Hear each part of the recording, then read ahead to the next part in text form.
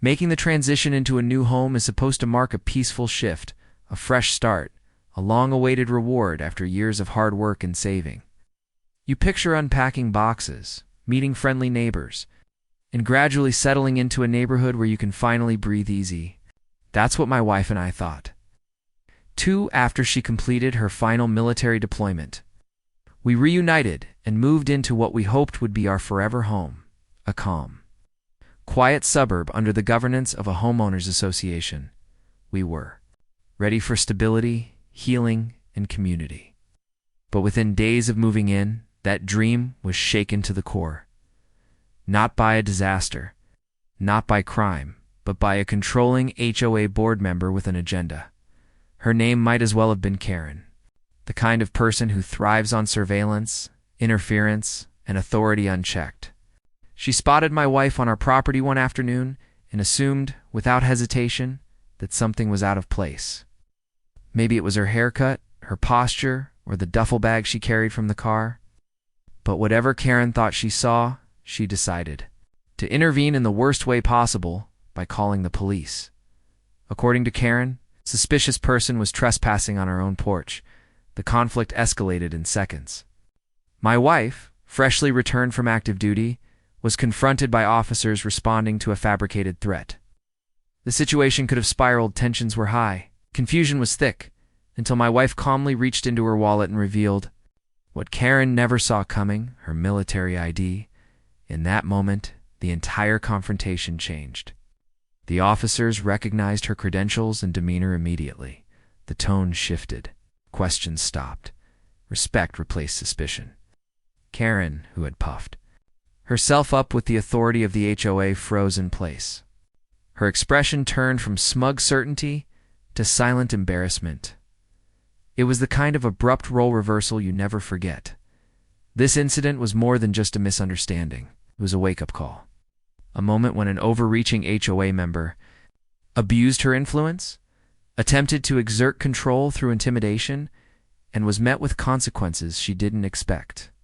It revealed how quickly a peaceful move-in can turn into a territorial dispute, especially when certain individuals see change, like a new resident or a woman in uniform, as a threat to their illusion of control. Our journey since that day has been full of resistance, pushback, and a fight for autonomy in a neighborhood we thought would be a safe haven. But it was also the start of something bigger, a refusal to be bullied by arbitrary power, and a renewed pride in the identity my wife carried, not just as a homeowner, but as a military veteran who's faced far worse than a nosy neighbor, with a clipboard and a false sense of authority. So if you've ever wondered what happens when someone challenges the wrong person, stick around, because this is just the beginning of how one woman's obsession with control got completely dismantled, all because of a badge she didn't recognize, but should have won. A new beginning turned sour when a peaceful move collided with HOA control after years of careful planning, saving, and sacrifice. The moment had finally arrived. I was standing at the front door of our new home, nestled on a peaceful cul-de-sac in what looked like the perfect suburban neighborhood. My wife, a recently retired military officer, had just finished her final tour overseas and joined me stateside. We were ready to start a brand new chapter, a fresh beginning filled with hope, stability, and long overdue tranquility. It was supposed to be a smooth transition, a reintegration into civilian life, time to enjoy morning coffee without alarms or drills, a place where we could build new routines and connect with a calm, supportive community. But that dream began to unravel the moment Karen entered the picture. She didn't knock with a casserole or a warm welcome. No. Karen arrived armed with a clipboard and a smile that didn't quite reach her eyes, the classic signal of someone who thrives on control and surveillance disguised as community service. Her position on the Homeowners Association board gave her a taste of authority, and she wielded it like a sheriff in a town no one asked her to manage. Karen was the kind of neighbor, patrolled the block like she was protecting a gated kingdom. Every porch light, every lawn height, every moving box was an offense waiting to be logged in her invisible report book. And from the very beginning, it was clear she didn't like us, or rather, she didn't like change. Maybe it was the military duffel bags. Maybe it was the fact that my wife carried herself with quiet strength. Or maybe it was just the disruption of her perceived status quo, the unwelcome reminder that someone new had arrived. And she wasn't in charge of everything anymore. Karen introduced herself under the veil of neighborly concern, asking surface-level questions about where we were from, what our jobs were, and how long we planned to stay. But her tone carried a sharpness, a barely concealed challenge. This wasn't a welcome wagon. It was an assessment. The first real sign of trouble came when my wife, still settling in, began unpacking in the driveway. Karen stood across the street, watching, not helping, not greeting, just monitoring. Minutes later, we heard her muttering into her phone. At first, we thought nothing of it. Maybe she was just another overly involved resident, obsessed with order and compliance. But that illusion shattered the following afternoon. My wife was home alone, organizing the garage when 2 police officers showed up, responding to a suspicious person report. They were professional but cautious. Someone had claimed a stranger was on the property. The irony was brutal. My wife, a decorated veteran, had just returned home, only to be treated like a trespasser on her own land. At first, she was shocked, then calm. She reached for her wallet and handed over her military ID. In an instant, the energy shifted. The officers softened. They understood who she was, why she was there, and how ridiculous the complaint had been. One even apologized. Karen, standing nearby with crossed arms and smug satisfaction, looked like she had just swallowed a lemon. The sight of that ID, a symbol of service, sacrifice, and resilience, completely deflated her authority. She turned pale, speechless.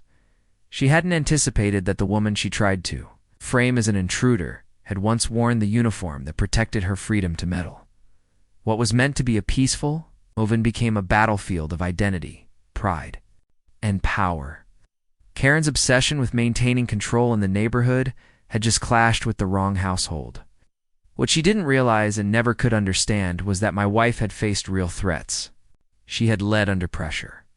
She had endured combat zones and returned home not to take orders from an HOA board member, but to reclaim peace and dignity. That first week in our new neighborhood revealed an uncomfortable truth. Not all disruption comes from the outside world. Sometimes the greatest conflict comes from those who think they run things from inside the walls of your community. And while our transition into this new phase of life had just begun, one thing was now clear. We were going to have to fight for the space we rightfully owned, not just legally, socially. And Karen had just fired the first shot. 2. Karen's campaign of harassment begins. HOA control spirals into targeted aggression. You'd think that once we clarified the truth that we were legally married, that we owned our home outright, and that my wife had just returned from active military service, that would be the end of it. But it was only the beginning. Barely a week had passed since my wife moved in, when things took a sharp turn from passive-aggressive tension to outright hostility.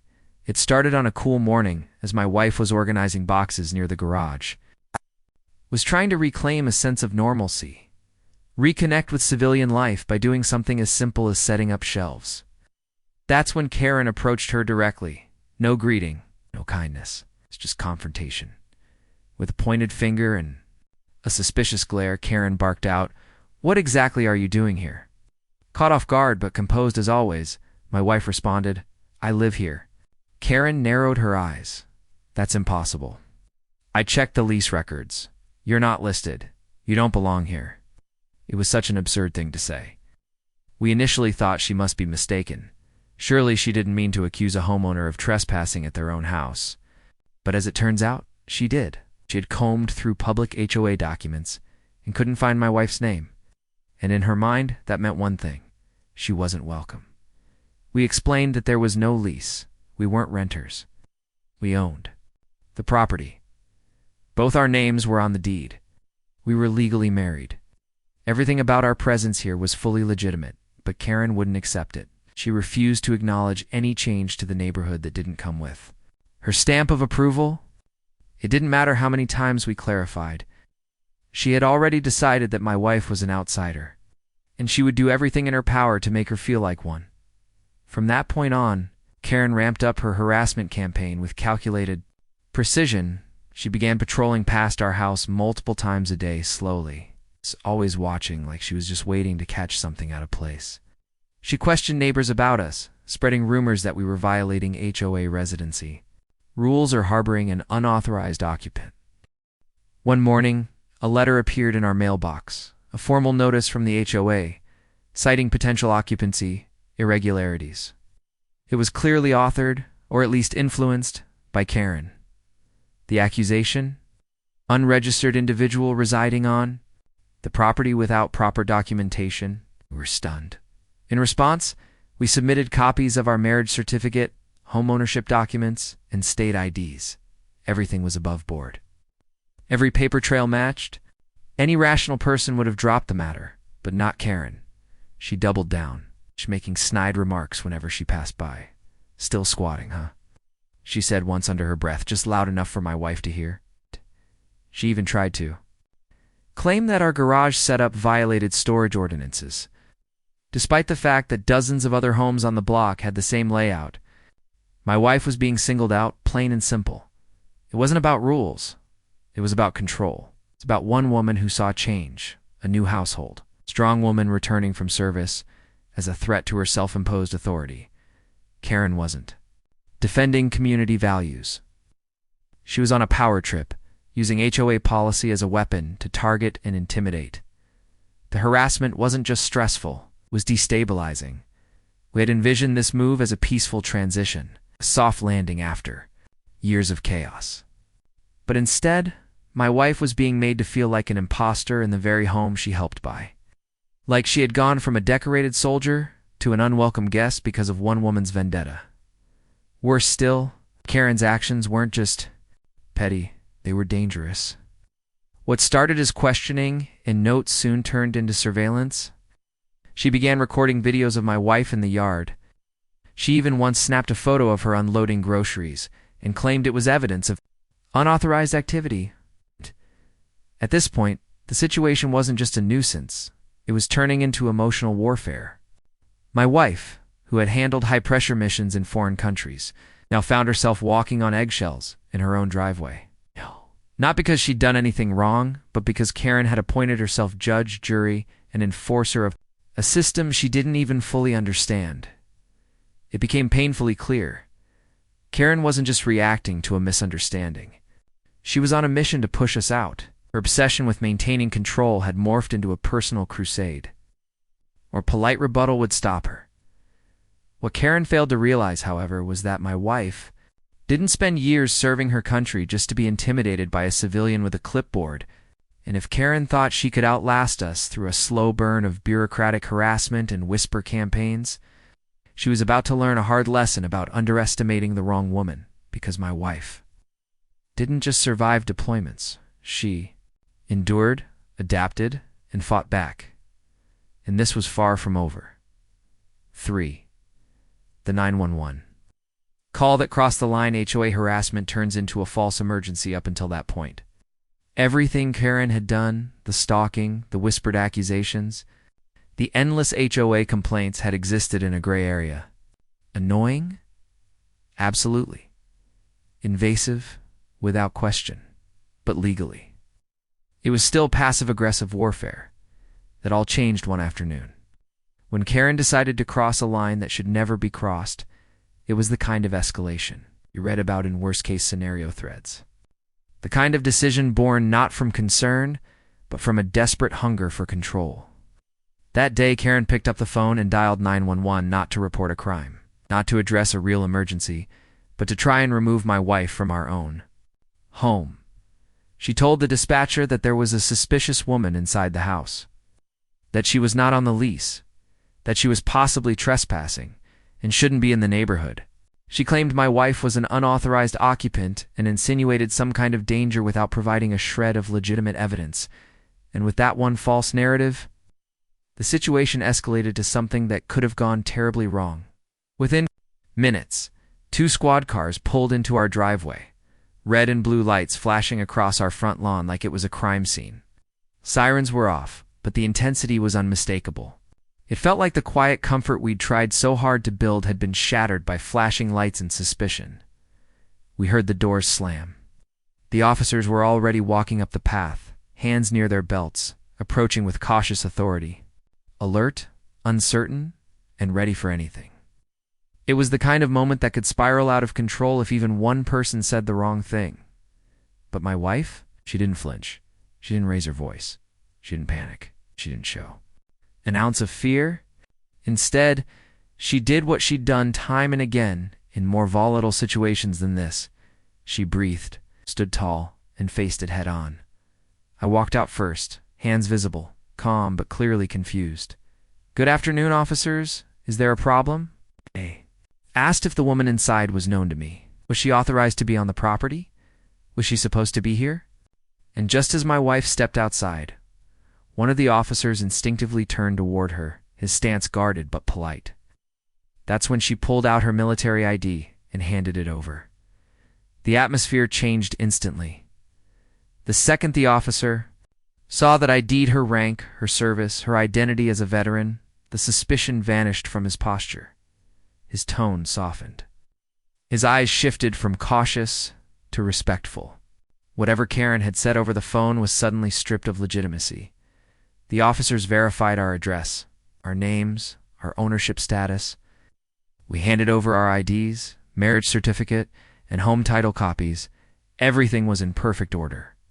One officer even apologized, saying they were obligated to respond to all 911 calls, no matter how questionable. We could feel Karen watching from across the street, arms folded like a self-appointed warden.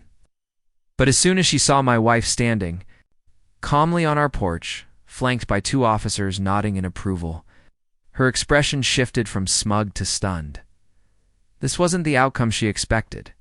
She had imagined a confrontation, maybe even handcuffs. Ads. At the very least, embarrassment or intimidation. But what she got was the opposite, a composed, articulate veteran standing in the light of the truth, supported by every document and every moral right to be there. What Karen didn't realize, or refused to accept, was that my wife had seen real emergencies. She had handled crises where seconds meant life or death, a civilian calling in a false report out of spite. That wasn't going to shake her. It only made her stronger. The 911 call was Karen's desperate attempt to turn a power fantasy into action. But in doing so, she exposed herself not just to us, but to law enforcement, as someone willing to weaponize emergency services for personal vendettas. That's not just unethical, that's dangerous.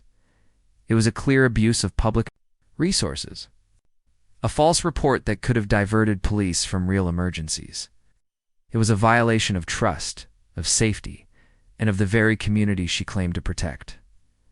After the officers left, we knew things had changed forever.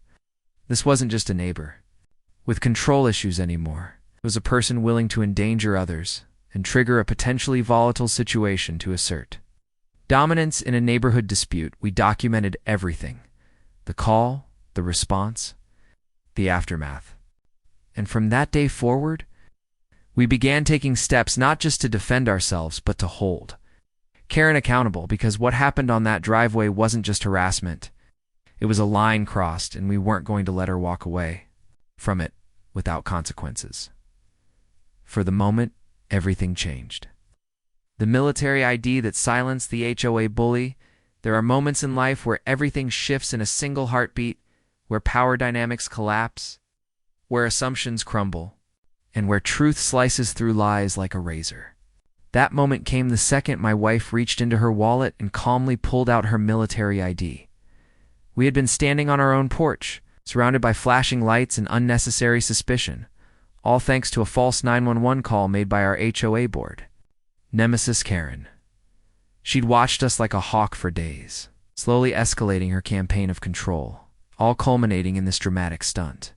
She expected trouble. She expected a confrontation, maybe even arrests. But what she didn't expect was reality. As one of the officers stepped forward and asked for identification, my wife didn't hesitate. With steady hands and unwavering presence, she opened her wallet and handed over a card that carried more weight than any HOA violation notice ever could: Her active duty military ID. It wasn't flashy. It wasn't dramatic. But it was powerful.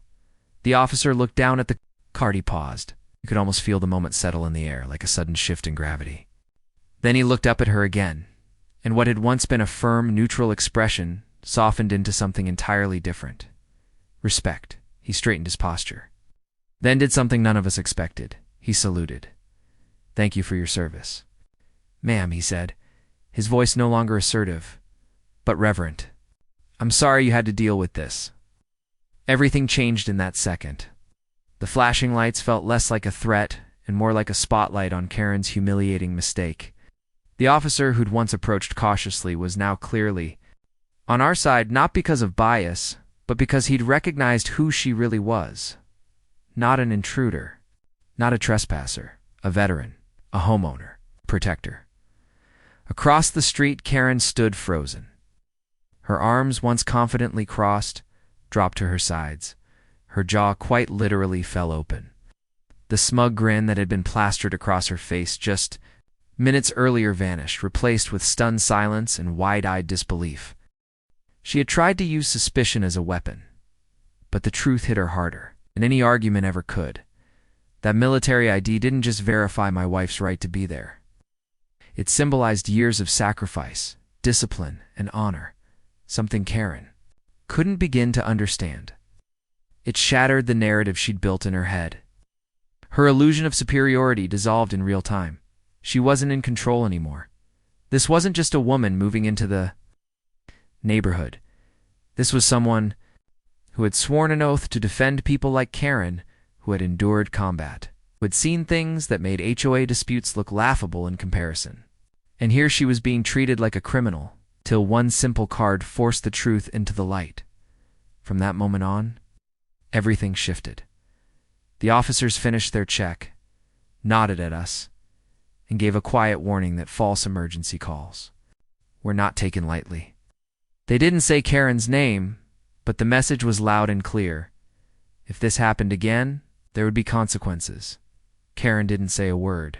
She didn't try to justify herself. She didn't argue or explain. She just turned and walked away, slower than usual, smaller than usual. And for the first time since we'd moved in, the block finally felt quiet. The power balance had officially flipped up until that moment. Karen had been trying to assert dominance through intimidation, misinformation, and bureaucratic pressure. But with one flash of a government-issued ID, her entire narrative collapsed. What she thought would be her big moment, her ultimate neighborhood purge, became her public undoing. The truth is, she never cared about rules. She cared about control, and she lost it completely the moment she realized who she was. Messing with it wasn't just a woman in a driveway, it was a soldier. And that simple reveal, 3 by 2-inch card, became the turning point in everything that followed. 5. Police turned their focus on Karen, from accuser to the accused. Atmosphere on our front lawn shifted like a thunderclap. A moment earlier, Karen had been standing smug and self-assured, waiting to see her false assumptions validated by flashing lights and police intervention. But what she got was something she never anticipated: accountability. After verifying my wife's identity, confirming our home ownership, and showing genuine respect for her military service, the officer took a step back and turned his attention to the real problem. Standing a few yards away, Karen's tone was no longer investigative, it was corrective. He walked toward her, firm but calm, and asked the question that unraveled her entire charade. Ma'am, why exactly did you call 911? Karen blinked rapidly, clearly not prepared for the spotlight to turn on her. Her body stiffened. You could see the gears turning in her head, desperately trying to find a way out of the hole she'd dug. I didn't know, she mumbled. Flustered, I thought she wasn't supposed to be here. I was just trying to be cautious. You can't be too careful these days, right? But her excuse fell flat. The officer didn't buy it, not for a second. His expression didn't change. He remained composed but unyielding, the way someone does when they've heard this kind of excuse one too many times. His voice, while measured, carried a clear edge of disappointment. Making a false report to law enforcement is not only a waste of public resources. He said, It's a serious offense. You claimed someone. Was trespassing on private property a felony accusation?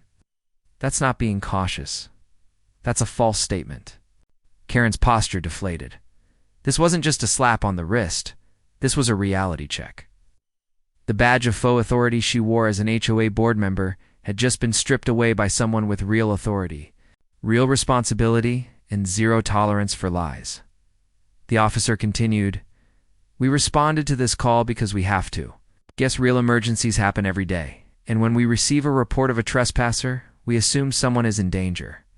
Your call could have pulled officers away from someone who truly needed help." The silence was deafening.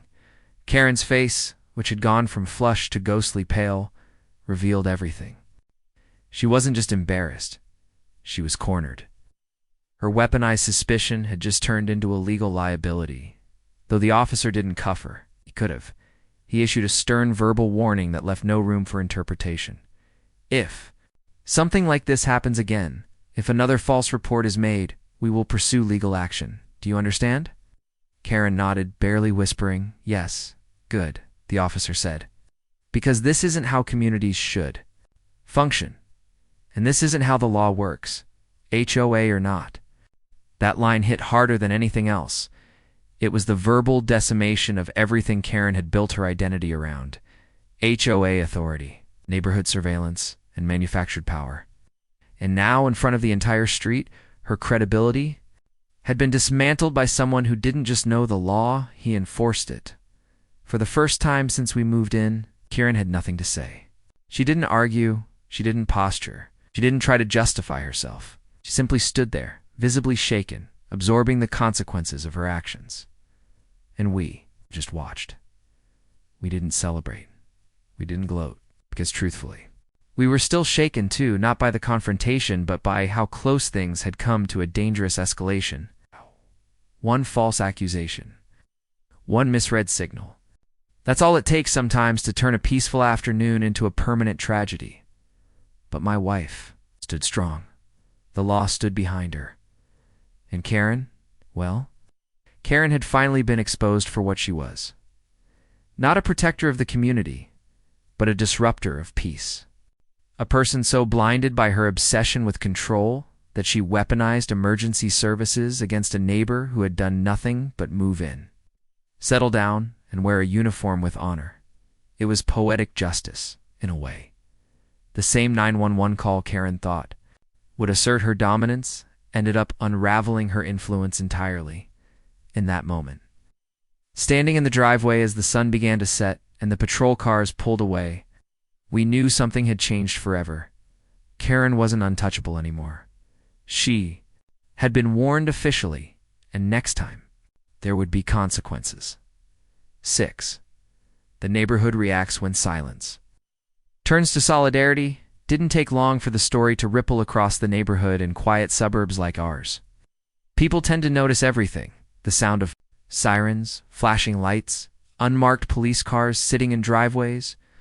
Even if they don't step outside, blinds shift, curtains flutter, and whispers begin before the engines have cooled. And after Karen's disastrous attempt to weaponize the police blew up in her face, the entire dynamic on our street began to shift. At first, it was just murmurs. Cautious questions from a few curious neighbors who had seen the officers arrive and wanted to make sure everything was okay. But once the full story began to surface, that Karen had falsely accused my wife of trespassing, that she had lied to law enforcement, and that the woman she tried to get removed was a veteran and homeowner, outrage spread like wildfire. But here's what shocked us most. The anger wasn't directed at us. It was all aimed at Karen. By the end of the week, quiet transformation had taken hold of our cold-sack neighbors, who had never said more than a polite wave, began showing up at our door. First it was just one or two, then several. Some brought over baked goods. Others simply stood on the porch with sincere apologies and shaken voices. "I'm so sorry you went through that," one woman said. "We had no idea how far she was willing to go," another neighbor admitted. Uncomfortably, Karen's harassed us too. Nothing like this, but always nitpicking. Yard signs, trash cans, paint colors. But calling the police? That's next level.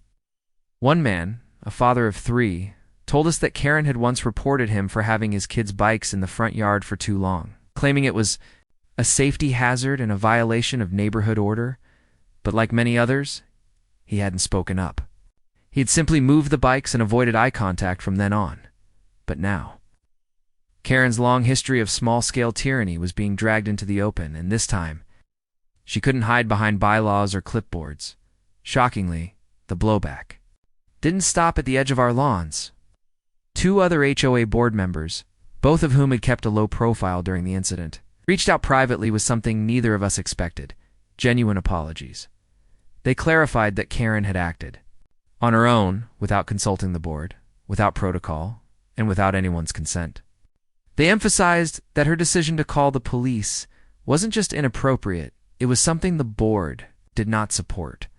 One of them even told us, "This has gone too far. You never signed up for this kind of drama." Karen overstepped massively, and it's time the board reevaluates how things are being run. For the first time since we'd moved in, it felt like the neighborhood had taken off its mask. People were no longer tiptoeing around Karen's behavior. They were confronting it. They were questioning the structures that allowed her to thrive unchecked for so long. And most importantly, they were beginning to see us not as strangers, but as neighbors. Something deeper had shifted, not just in how we were perceived, but in how the entire street operated. There was a collective realization that what had once been tolerated as just Karen being Karen was no longer acceptable. Her abuse of power, her manipulation of HOA rules, her pattern of control, it had all reached a breaking point. And it wasn't just us who were affected. Everyone now felt vulnerable. If she could fabricate an emergency and weaponize police response against a military veteran, what could she do next? Who else might she target? That fear quickly transformed into solidarity. Small gatherings at the mailbox turned into strategy sessions. Sidewalk chats shifted into serious conversations about HOA accountability. Several neighbors began requesting copies of the bylaws, and one even started drafting a motion to add oversight and voting reforms to the HOA structure. We hadn't just survived a hostile welcome. We had unintentionally triggered a long overdue reckoning, and as Karen retreated into silence, fewer walks, no more yard surveillance, no smug remarks, the street itself began to breathe a little easier. The passive fear that had once gripped the neighborhood gave way to something stronger: community. True community. Not the fake, rule-driven unity Karen had tried to enforce, but real connections, people talking, people listening, people showing up for each other when it counted. In a strange twist of fate, the very thing Karen did to push us out had done the opposite. It brought the neighborhood together and turned the spotlight squarely on her. The era of unchecked HOA intimidation was coming to an end, and we were just getting started. 7. Karma catches up to Karen. A community rises. And justice prevails. They say karma doesn't need a calendar, but it does have a sense of timing. Months after the infamous 911 incident and the neighborhood-wide reckoning that followed, the next HOA board election was quietly announced. Normally, these meetings were barely attended, just a few longtime members and maybe 1 or 2 curious homeowners. But this time, everything was different. This time, people remembered we showed up to that meeting not knowing what to expect. But what we found was a community transformed. The quiet neighbors who once kept their heads down now walked in with purpose. Families that had never participated in HOA matters were suddenly fully engaged. People were talking, comparing notes, sharing stories, and most importantly, unifying. And while no one said her name out loud at first, the reason they were all there was obvious. Karen, the woman who had once treated herself as the unelected mayor of the street, the self-appointed enforcer of every trivial rule, now sat quietly near the front of the community. Center, her usual aura of smug authority noticeably dimmed. Gone was the clipboard confidence, the arrogant glances, the air of invincibility.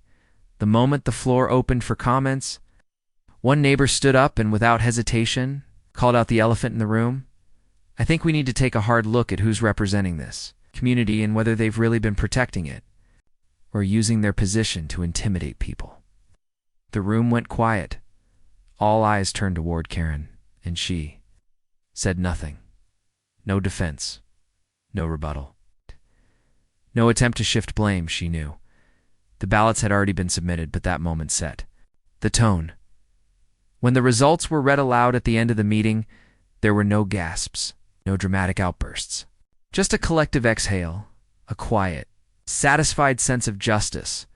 When the name Karen did not appear on the new board roster, she had been voted out overwhelmingly, not by revenge, but by the very system she had once abused.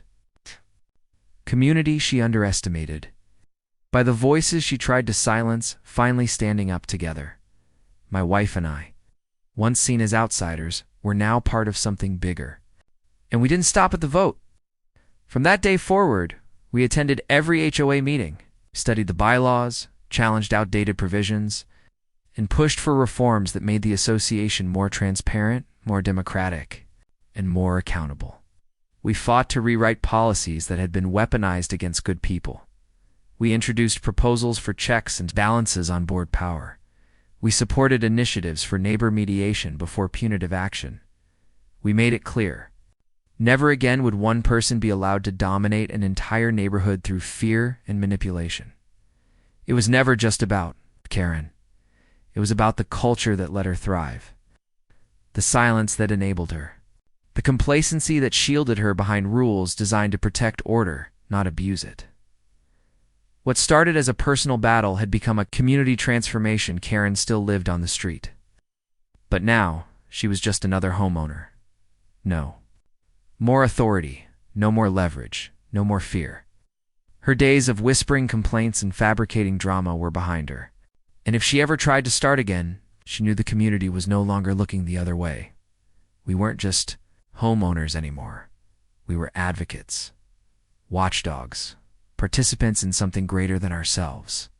A neighborhood reclaimed. From fear and turned into something fair. It wasn't about revenge. It was about restoration. It was about proving that change doesn't come when you shout the loudest. It comes when people stand together. And in that sense, karma didn't just catch up to Karen. It rewrote the rules.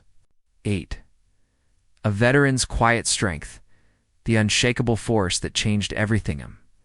It all the chaos, the accusations, the flashing lights, the neighborhood politics, and the slow unraveling of a power-hungry HOA board member. One thing remained.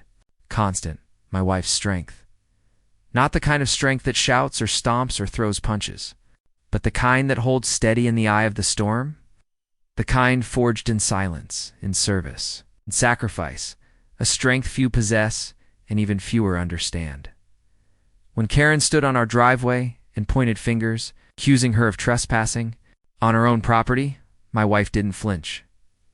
When the police arrived, responding to a call laced with lies and dangerous assumptions, she didn't shout, didn't crumble, didn't let fear dictate her reaction. She stepped forward, calm and collected, armed with nothing but truth and proof and a military ID that carried more weight than any insult or suspicion Karen could throw at her. It wasn't just about remaining composed under pressure. It was about owning her place in the world and in our home with a kind of grace that made chaos back down. There was no need for theatrics. No need for raised voices or emotional outbursts. My wife embodied something far deeper. Stoic resolve. The kind that comes from years of training, from deployments, from learning how to assess a situation calmly, even when everything around you feels unstable.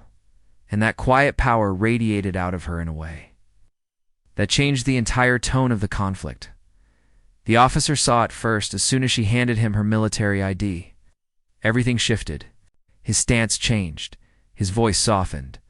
His demeanor moved from authoritative to respectful, not because he'd been proven wrong, but because he recognized the presence of someone who had earned something far more meaningful than neighborhood. Approval, national respect.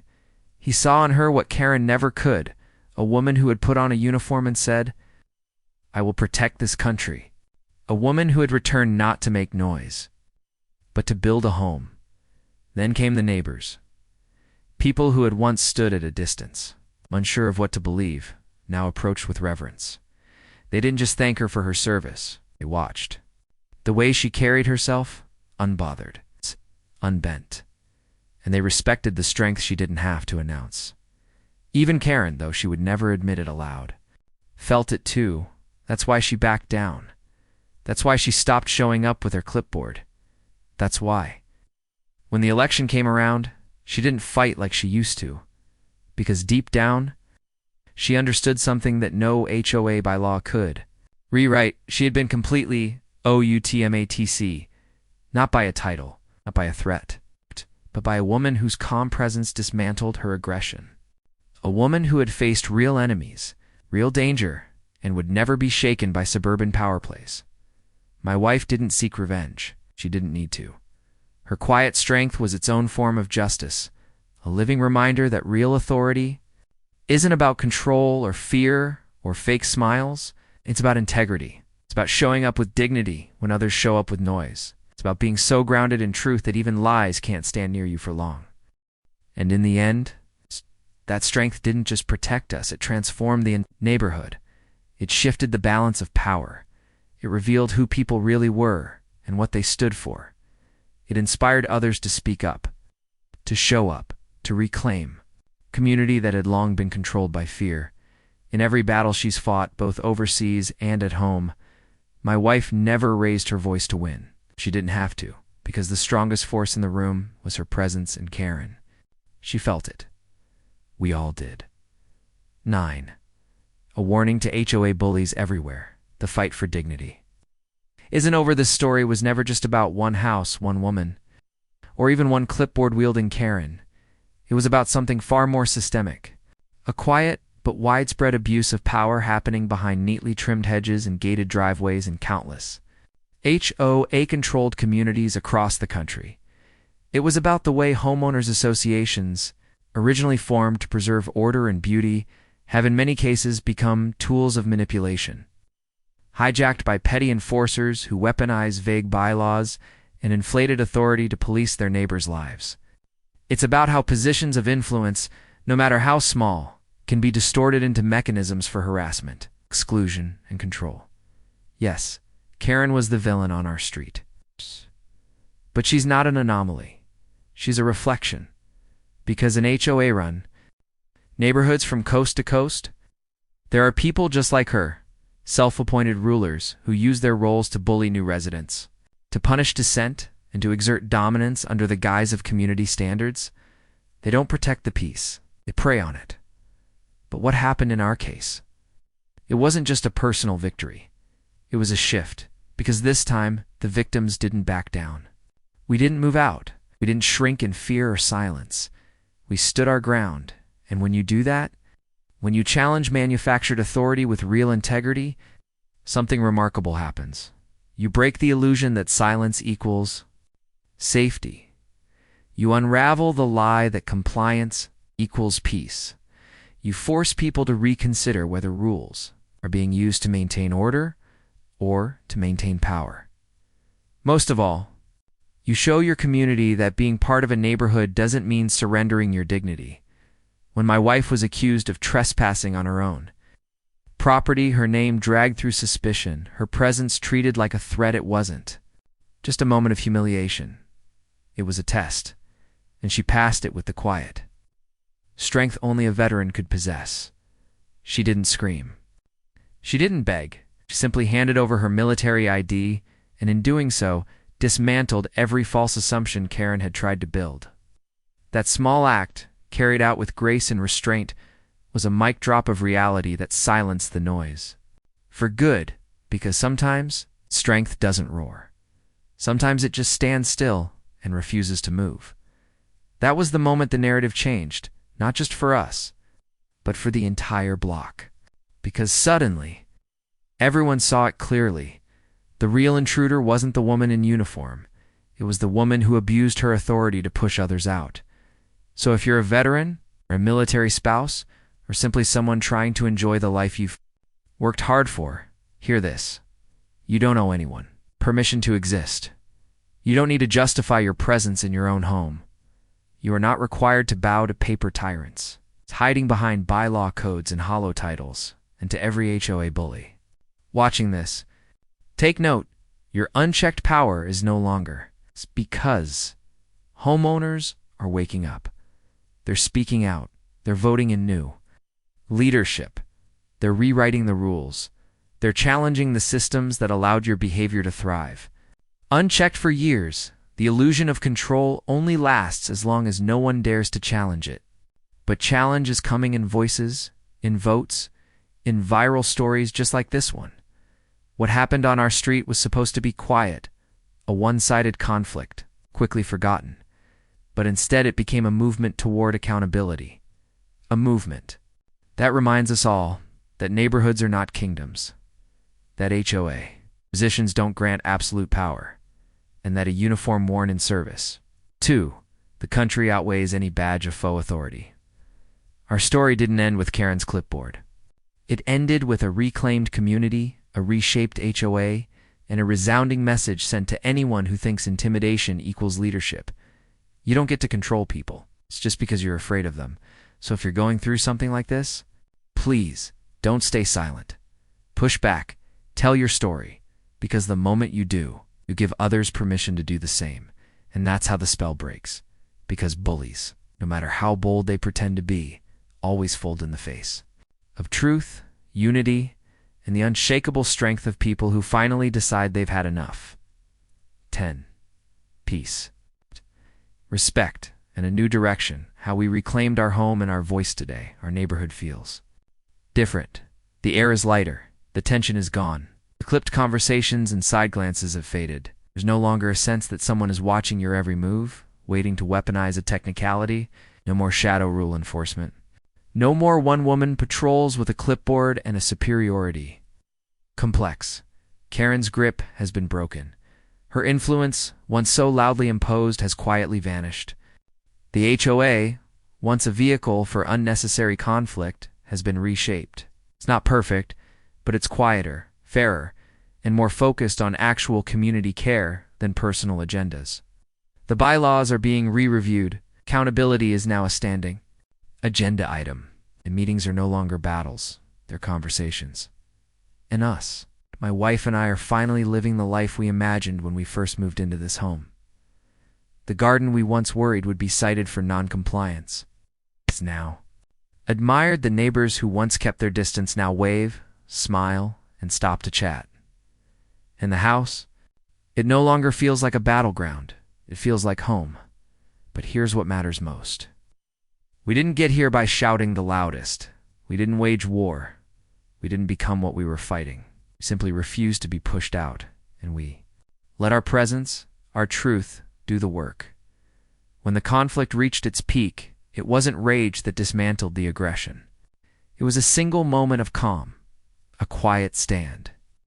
A military ID passed respectfully to a police officer. Silent message that said, "I've served this country, I've earned my place here, and no clipboard can take that away." That moment rewrote everything. It shattered the illusion that HOA bullies could determine who belongs and who doesn't. It reminded everyone watching, officers, neighbors, even Karen herself, that real authority doesn't need to prove itself. It simply exists. What followed wasn't just a resolution. It was a realignment. The community realigned around respect instead of rules, around inclusion instead of intimidation, around quiet strength instead of loud threats. And through it all, my wife never once raised her voice. Her strength was in her silence. In her restraint, in her refusal to let someone else define her role in this home, in this block, in this life we built together. So if there's one final message I want to leave with you, it's this. Never underestimate the quiet strength of someone who's fought real battles. Because the people who have sacrificed the most often ask for the least, and they are the hardest to break. My wife didn't win because she demanded it. She won because she embodied dignity, the face of disrespect, composure in the face of chaos, and truth in the face of lies. That's what ended the conflict. That's what created peace. And that's what will protect it going forward.